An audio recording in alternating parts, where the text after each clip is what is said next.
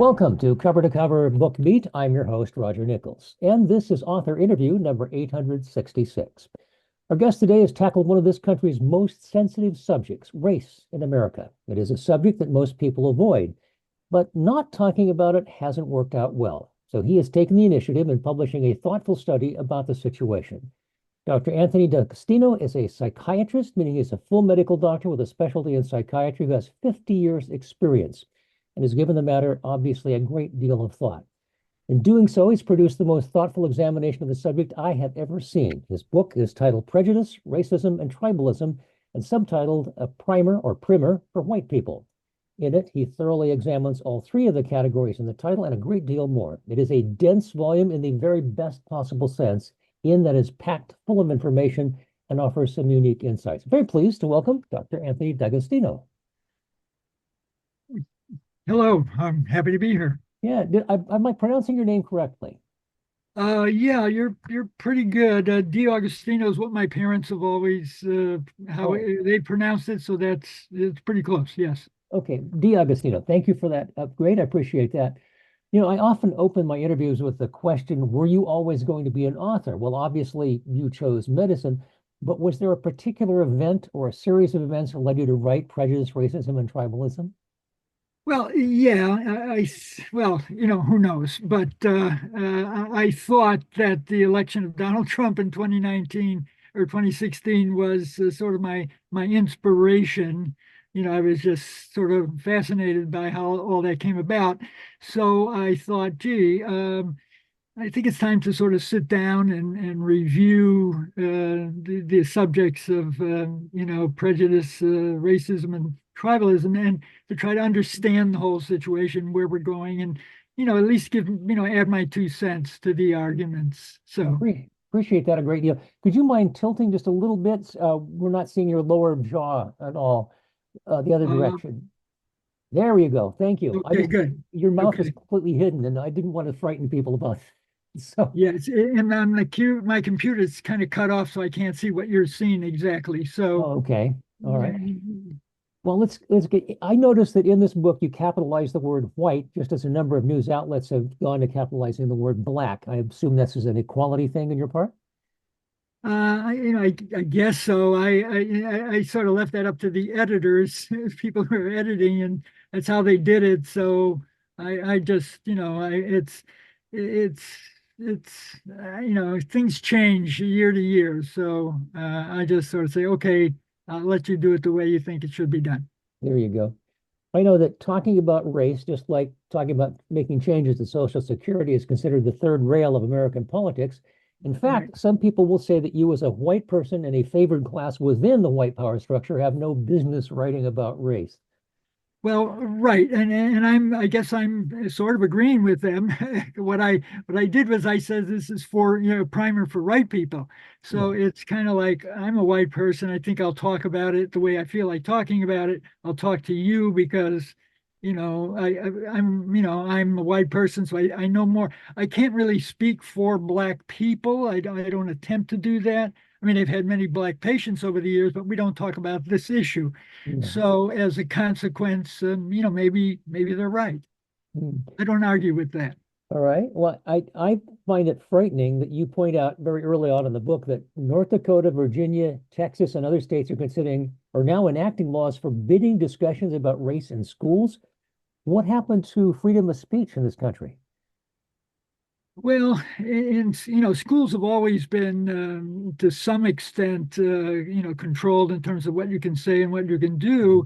It's just that they're sort of taking it to new levels, and I think that sort of reflects, why I thought at this point in time us white folks needed a primer.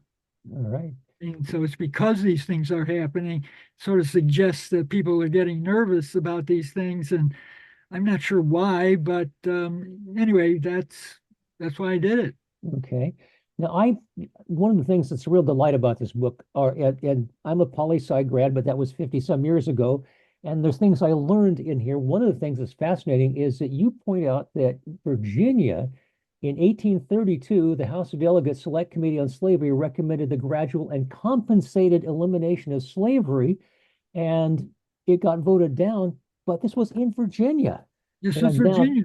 this is This one of the was states Virginia. that's considering not talking about it at all. Right. Now, this was right after the I think the Nat Turner uprising, mm, where I think in November of the previous year, there had been, he had, gotten a group of people and killed a lot of people as part of his rebellion before they, killed him. But I think at that point, the legislature sat down and said, this slavery thing, it's not, maybe it's not the best thing. And although it failed, I thought it was interesting also that 42% of the Virginia legislature voted to eliminate slavery. I mean, and it this is lost, but I would never have thought that 42% of the people would have voted for its ending. that's and this is 30 years prior to the Civil War. So Yes, it this is is. very early Yes, on. it is. One of the key takeaways is the concept that I found this fascinating. An overly broad definition of racism, you write, is counterproductive. For one thing, you say it dilutes the meaning and historical impact of racial prejudice. If everyone is a victim of racism, loosely defined, then the impact on Black people can be trivialized. And you use the example like air pollution. Yes, it's a bad thing, but don't we all suffer from it equally? Am I not also a victim? I don't complain about it, so why do you? That's a fascinating concept. Thank you for sharing that. Well, you're welcome, but I think that's why I felt that we needed a definition that was more limiting. Otherwise, everybody's a racist. You're a racist. I'm a racist. Black Mhm. people are racist. So what? I mean, that's just meaningless. Basically, get nowhere with that. So if you have a more narrow definition, then I think, I just think it serves us better that way. And your narrow definition, if I understand correctly, is more about overt acts or systemic problems than individual microaggressions, if you will. Right. Yeah. And everybody, if we're going to eliminate racism by everybody loving one another, I mean, I'll never see that. You'll never see that. People just aren't that way. But if you want to make some kind of a dent in racism, and again, as I say in the book, I'm not sure we do, but if we do, you're going to have to narrow it down a little bit and try to be a little bit more specific about what it is before we can actually do anything useful. But just waiting for everybody to love one another, I mean, forget it. Yeah, yeah, it ain't gonna happen, as they say. You also pose some interesting question. I'm bouncing around because this book is so full of stuff. We talked for 5 hours and not barely scratched the surface. So I'm just gonna pick out some points that stood out to me. You also write that there are Muslims in the world who are white and black and brown. If I dislike them all, is my dislike of the black and brown ones racism? And my dislike of the white ones something else? Does my dislike of someone because of their race differ qualitatively from my dislike of them based on some other quality? That's a fascinating concept. Well, that's why that's again, I'm sort of speaking against a too broad definition of Mhm. racism because we don't really know what we're really talking about. And if everybody's, like, my ancestors came here, people were not particularly happy about them when they came. Italian immigration to the United States was, between about 1895 and 1924, when of course it ended. But if we call that, I mean, I don't call that racism. I call that in the book I refer to it as regular old everyday prejudice. Yeah. It's just of a prejudice, but it's not a it's not like what I call racism, which is a totally different animal. Because everybody who comes here is going to initially experience a degree of prejudice. I mean, I don't know any ethnic group that came here and felt that they were, welcomed with open arms. So, I mean, some of that is just human nature. Mhm. But I thought that if we look at racism as it applies to, for example, Black people, I think that was much more systematic. That was much more encased in law, and it was, I mean, we had to have a civil war to end it. So, I mean, that's how different it was. So I think it's different things. the yeah, you speak about some of the things that have happened since the Civil War, many of them, of course, and the fact that perhaps if Lincoln hadn't been shot, Reconstruction may have ended a lot nicer, a lot better than what it did, which is basically after a short period of time, the wealthy people, the plantation owners, reasserted their dominance, took away all of these changes, and reenacted the Jim Crow laws. So it's it's not been an easy ride over the years. No, it obviously has not. In fact, I never really thought about it, but I realized that when I up till the time I actually graduated from medical school, the South still had so many of the Jim Crow laws in place right up to my graduation day, and I never really gave it much thought, but that was had an enormous impact on people 100 years after the Civil War. So you know I I never really considered myself, a bleeding heart liberal. I was actually a registered Republican up until 2016. I lived in the 60s. I was a young man in the 1960s, in those days, the lefties were trying to overthrow the government, and I didn't want to overthrow the government, and things like that. So I was actually most of my life what I would consider kind of a conservative person, both in terms of personal behavior as well as politically. But I felt that, when Donald Trump entered the presidential race in 2015, I thought, something's going on here that I need to understand better, and that's why I started to vote. So. Fascinating, absolutely. You quote writer Robin DiAngelo calling the inability of white people to talk about race without getting defensive white fragility. Um, they see that, and you're right, they see the word as pejorative and like the N word that puts the recipient in a box with a long list of very other negative characteristics that they might not possess. And if somebody called me a racist, I would be very upset about that.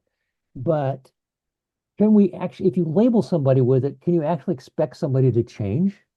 That's my point. My point is that nobody's going to change because you call them a racist.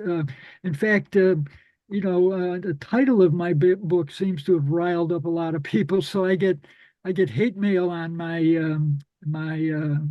Facebook author account. I get quite a few people sort of yelling at me for having written the book, even though they didn't read the book.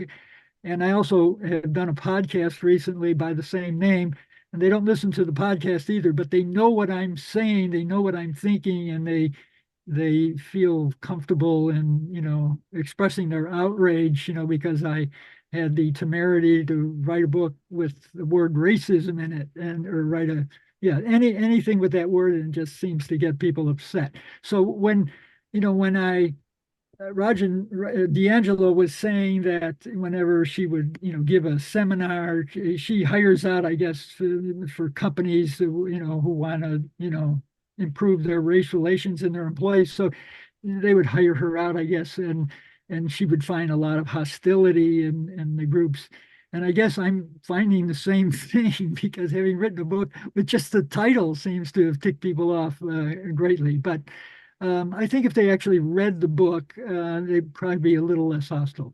Oh, I should hope so, because that, and you talk about political correctness, Right, and you say it involved as a well-meaning effort to treat so-called minorities, and you put a quotation mark because some of it's about women, and they're not the minority at right, all.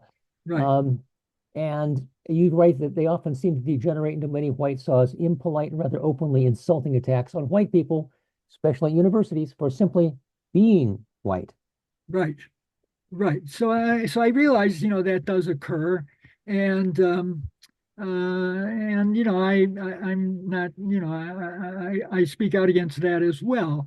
I use there was a point in the book where I was talking about Native Americans, and I used the example of what's her name, Via Senor. She's a performer on Saturday Night Live. Hmm. There was a section in there in which they do a piece on her, on the TV program Finding Your Roots, with Yes. Henry Louis Gates. I love that program. I've watched every episode that I possibly can. And they did one on her, Melissa Yeah. Villaseñor was her name, and she's a performer. And she's apparently her 12th great grandfather turns out to be a conquistador, one of the groups of minor noblemen that went with Hernan Cortez to conquer Mexico. And in the book, I sort of highlight that episode because it sort of shows the difficulties white people have being white, in that, she, if you watch the program, he'll present, the history of your family. I don't know how he gets all this stuff, but it's amazing that he's even able to do it. But anyway, he says, "Oh, your 12th great grandfather was a Basque nobleman." And she smiles and like, "Oh, gee, a Basque." No, and I don't think she even knows what a Basque is, but anymore. But this is sort of interesting history. And then he lays it on her that he was one of the conquistadors, and she looks ashamed and upset. She was very proud. "Oh, I'm a Basque." And then all of a sudden, but he was one of the conquistadors, and then she looks really sad. So you can see her up and down mood depending on what he's saying about her family. So, and this poor woman, you know, I mean, that was 500 years ago. I mean, there's nothing she can do about this. There's nothing that anybody should even want to do about it because it's done. It's 500 years ago. But it's interesting to see her response. And at one point, he says to her, "You're 25% indigenous." And she looks, very pleased, like, "Ooh, I'm indigenous. I'm one of the indigenous people." And then he sort of lays it on her that, by the way, you're 2% West African. And she is sort of proud of that initially, like, "Oh, I'm not a white person. I'm 2% West African. I'm indigenous," although she's 75% European, Yeah. according to the thing. But just watching her ups and downs, and then he says, "Well, you're 2% West African," and she looks sort of pleased, like, "I'm a good liberal person, and I'm pleased to be West African." And he said, "But that, of course, meant that one of your great grandfathers probably had a slave," Yeah. and and then she looks sad again. It's this kind of emotional ups and downs. So I think it's in a kind. I saw it as a kind of microcosm of white people reacting to stuff they have no control over and never did. Mhm. So I try to use that as an example of the kind of political correctness sort of attitude that a lot of white people seem to react negatively to. And then I try to discuss whether that's really necessary or not. Yeah. Uh, The interesting thing about it is that she's exactly the same person she was before she had this information. right. She's the Nothing has same person. changed other than Yeah, some information she has about something that happened right, centuries ago. So, right, yeah. right. But she seemed to go through such misery, during all of this. And if you examine my genome, I don't know what the hell you might find. And but I expect you're going to find some things that I might not, think is wonderful. But that's I've never seen myself as a as somehow the embodiment of my ancestors. I've always sort of seen myself as myself. And I should hope so. Yeah. right. And because and I mentioned in the book, I've got a few relatives that I probably shouldn't be too proud of as well. I think in the chapter on my personal history, I mentioned, I have an uncle who went to prison as a drug dealer, as a heroin dealer. I had another uncle by marriage who was in the federal witness protection program, and my cousins, had to go and live in California for a number of years because I guess he was being hidden by the government from, Yeah. some some witness protection thing. So but I don't see that as somehow an extension of me or even my family. I look upon that in a kind of amusement because I just don't feel personally affected by that, but some people do. Yeah. And again, why a person in 2024 should feel guilty about what somebody did in 1422 or 1492 or 1592. I mean, is kind of interesting. um, I also speculate in the book, would I have behaved differently than people in the South behaved if I were one of them? And then I think I brought up the issue of 1832, I inherit a plantation in Georgia with 100 slaves. Would I have freed the slaves? And I mulled back and forth for a few minutes and said, well, I probably would not have, Yeah. because, I mean, maybe I would have, but maybe I'd be giving myself too much credit if I said I did. So things like that I try to explore in the book. How we grow up, what we are taught, what we learn at our mother's knee, as it were, that sets our expectation for what the world is like and should be like. And so if we get something different, if we are taught that, other people or other races are inferior and we are superior, and we have, well, everybody likes to feel like they're superior. So if that's the way you grow up and you see everybody around you do that, Right. then the internet comes along and you discover you can only listen to the voices that echo your own prejudices, as it were. You're not probably likely to change. Right. That's true. And that's true. And I think you're even less likely if like if I'd been grown up in the South in a plantation family and they told me that the black slaves were a different order of human being, I don't know that I would have been, strong enough or wise enough to take issue with that. I mean, maybe I would have, but maybe I wouldn't. Yeah. And I would have probably accepted that as God's will or something like that. I would have come up with a reason. Yeah. Um, so, Yeah. so I try to, look at it from different points of view. I think you've done an excellent job in exploring the subject. And I take notes when I read, and I probably got 9 pages densely packed. We aren't going to get to all of them, but I do want to get a couple of them. Here's what you say about the three aspects of it. You say racism as defined is different from prejudice and tribalism. As defined, racism is one, a doctrine, two, a policy, and three, a system of government. Prejudice is an opinion or feeling. Tribalism is a sense of identification. Bigotry is a feeling of intolerance. That's as clean a definition of all those as I have seen. So thank you for that, because I think that separates out some of the pieces that people tend to lump together. Yeah, and I felt we needed to do that in order to have a conversation about this stuff. I thought I needed to define my terms. Mhm. There are so many interesting aspects to this book, and you go all over the place. I mean, you talk about the fact that this country, which is supposed to be the bastion of freedom, that in the South, in order that the black people not be given citizenship, they had to be restricted. They couldn't own land, they couldn't marry, they couldn't have any of the citizenship. Otherwise, they would have to have all the protections that the Constitution afforded.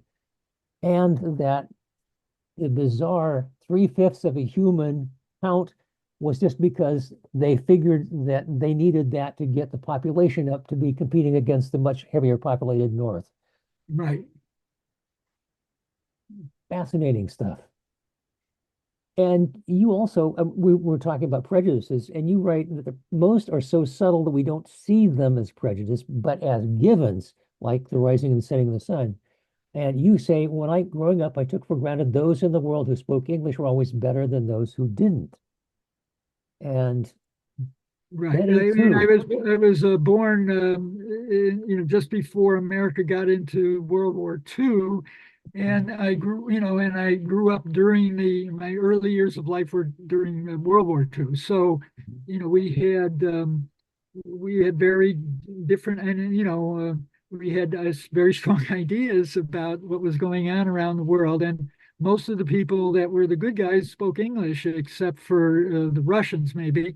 Mhm. And all the bad guys spoke something else. In fact, my family is from Italy. My grandparents are from Italy, and we were at war with Italy when I was born, or right after I was born. So, we were probably not the good people. And my wife is of German ancestry, and she um, was born after the war, but at the Lutheran schools, she went through Lutheran schools. I went through Catholic schools. And at the Lutheran school, where in her neighborhood, um, they spoke German, or they taught German in elementary school. Mhm. That was one of the things they did in before the war. And of course, with two world wars, the pressure to stop teaching German, which was a subversive thing, was very strong. And we have no conception of that today. But her school was, felt that there was pressure. They had to stop teaching children German because that was a sign of a subversion, And the Oh, same with the Japanese, of course, yeah. on the West Coast. But that was a very strong feeling that we don't really know much about today, but really did exist. What's interesting to me is the treatments of the people who are ancestors in the three major companies that we were fighting, countries we were fighting, is because the people of Japanese ancestry were easy to spot at a distance because of different racial characteristics. They were the ones sent to the internment camps. The German heritage, Italian heritage people were not. They may have been some minor discrimination and people didn't like to hear them talking in their foreign language, but they didn't Right. get deprived of due process and hauled out without a trial, a lawyer, or anything to these relocation camps. So it's it was frightening to a lot of people. I'm sure it was. I was too young to realize what was going on at the time, but yes, in retrospect, when you have to understand that nothing is new. The things that go on in the world, they keep happening, and nothing is really new. It's just that we have to keep reminding ourselves of it every now and then. Mhm.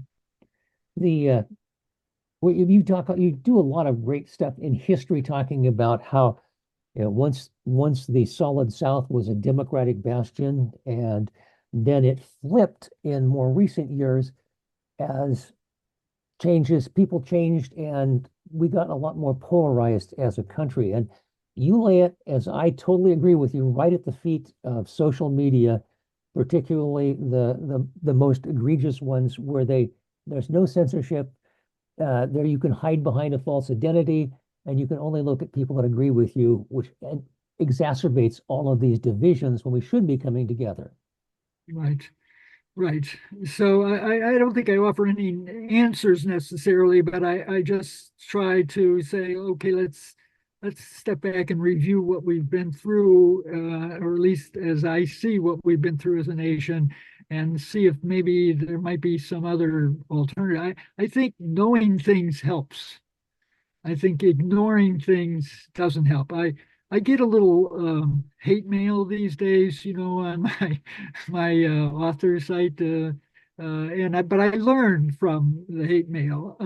I learned that there's a silo in which the most evil person in the United States was Barack Obama because he was a divider of our country, and I thought that was kind of amusing, because most people thought he was a pretty good guy. Really, you may not agree with his politics, but nobody saw him as a crook or as a malignant human being. And yet, the social media economy or world that some of my detractors live in, he's like a terrible human being. It's just amazing. But I'm not sure we can do anything about those people. Yeah, I think one of the problems is well, that breeds conspiracy theories, and it's a paranoid tendency. And also, if you're a conspiracy theorist, you're thinking there's somebody else who's the bad person. And if you can demonize somebody you can feel stronger and better and more personal yourself. It's a classic thing. This happened obviously with the Jews in Germany, with the Tutu and the Hutsi. I can't get those names right, Sure. Yeah. and all of the other times when we've had that situation, and it doesn't help. No, no. But I still feel that, if people would try to understand things a little bit better and at least read about things that have happened, that I think, things might be better. I also think the other aspect of the book, I think, was my attempt to demonstrate or, try to give my arguments for the notion that, um, some prejudice is actually profitable, for some people. If you can get people to focus on, the horrors of, transgenderism, you get them not to notice that, their insulin costs more than any other place in the world. Uh, and uh, and that if you need to have an AR-15 strongly enough, you're willing to fight for the right to maintain your AR-15 while at the same time you're paying more for drugs than any other nation in the world, bar none.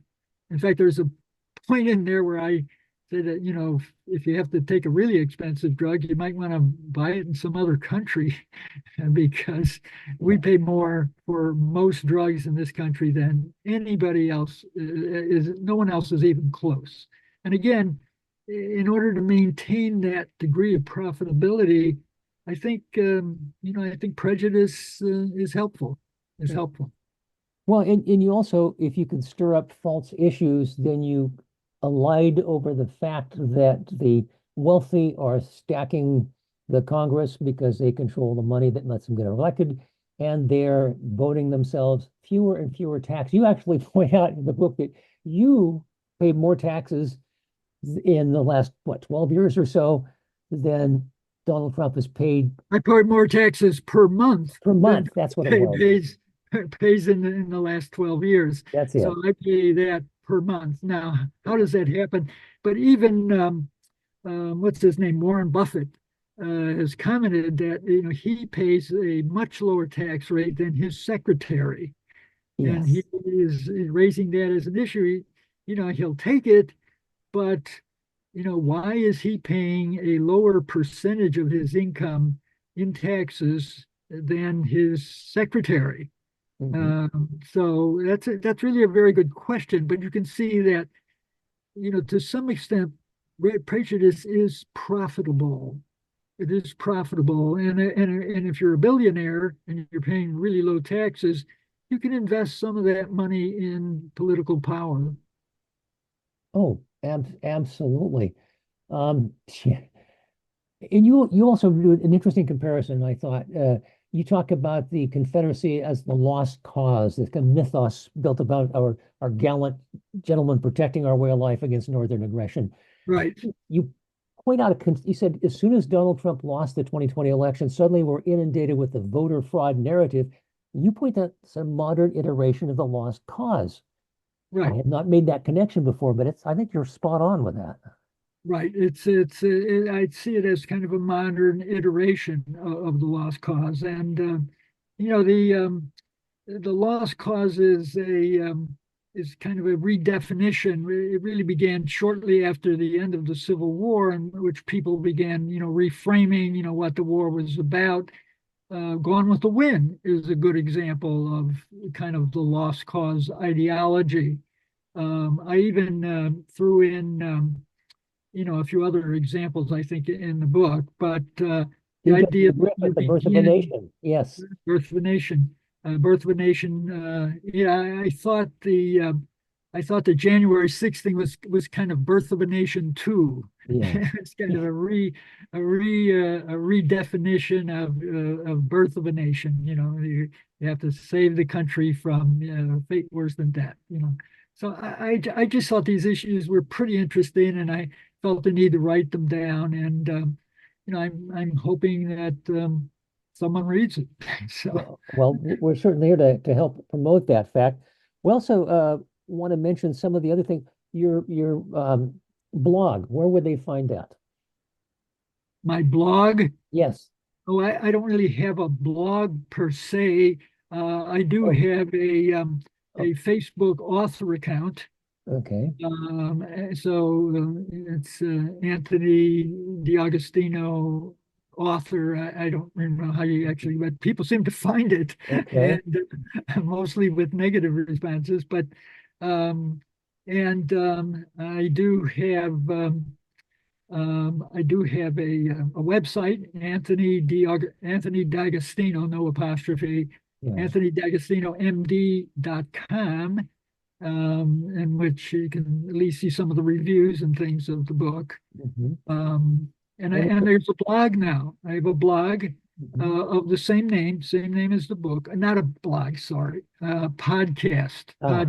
Okay, I'm new at this. okay. Uh, Podcast, the same title as my book, and it's on Spotify. It's on iHeartRadio. It's on let's see, Radio Public, Acast, and Good Pods.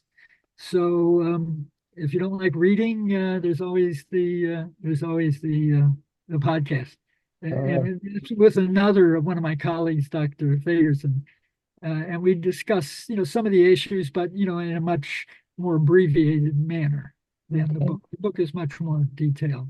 Okay. I'm closing out on my time here, but I want to ask you what you hope people take away from it when they close the book. I think they sort of see things a little differently if they're I mean, the kind of people that I wrote it for were, white men. But I think those are probably the least number of people who actually will read it because they seem angry about it. But I hope they come away with a different feeling about what it's like to be a white person in America in 2024.